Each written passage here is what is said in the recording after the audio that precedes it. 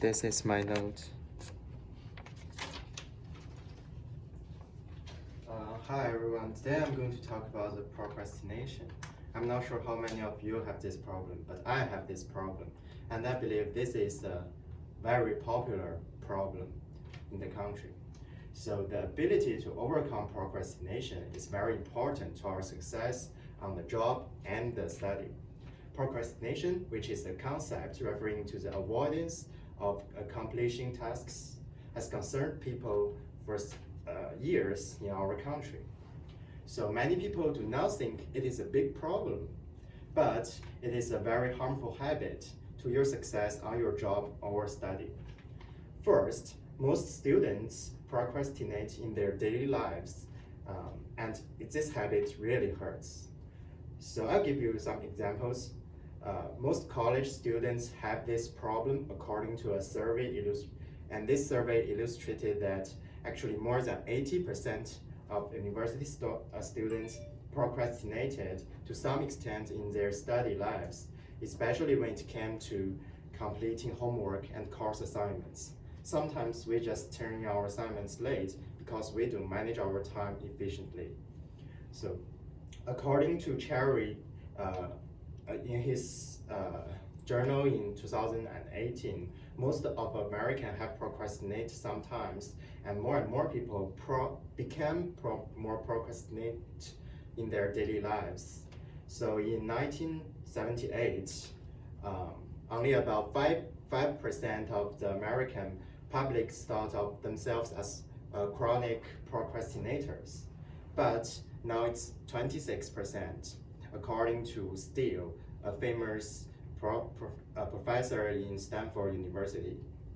So you see, this habit is getting more and more popular, and it's hurting more people's life, and people have no idea about how big this problem is.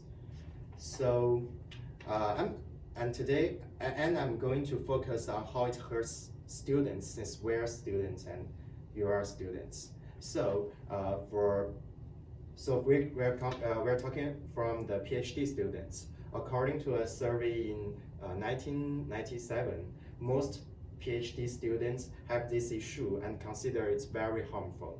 They believe that this procrastination is a very critical issue that primarily contributed to their failing finishing their essay and journal. And according to Eric Jeffrey, which is a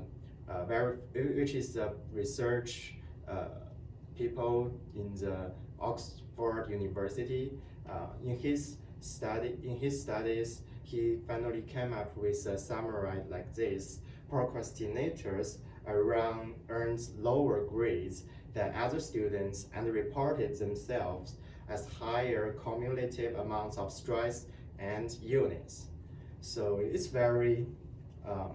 a very shocking fact that it does not only affect your grades, but also affects your mental health.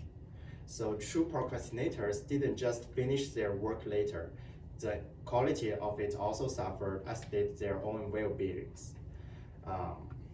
And one more aspect I'm trying to talk about is that procrastination also hurts your memory. According to Scale Anderson, our memory works best when you give it enough time to rest itself.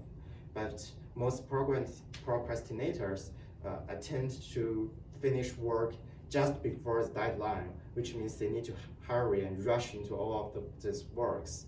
So basically that means your brain is like overload at that time, and if you do it very frequently, it will hurt your memory and your brain. So now that we know how big this problem is and how it hurts your life, let's talk about several ways to overcome this problem. So in the article, 3 scientific strategies for overcoming procrastination, Amy Morin revealed how people categorize time and tasks directly causes their procrastinations.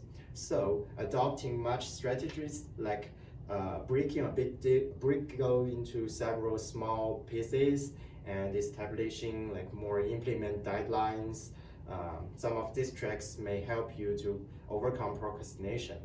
Also, according to another research study, academic procrastination is not a deficit in study habits or time management, but a complex interplay of cognitive, behavioral, and affective components, from Solomon and Robin in 1984.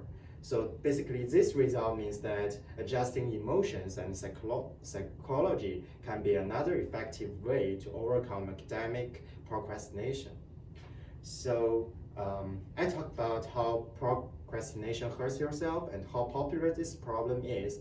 I hope more and more people can be aware of this problem and can be able to overcome this problem so they get a good grade or get success in their jobs. So thank you for listening.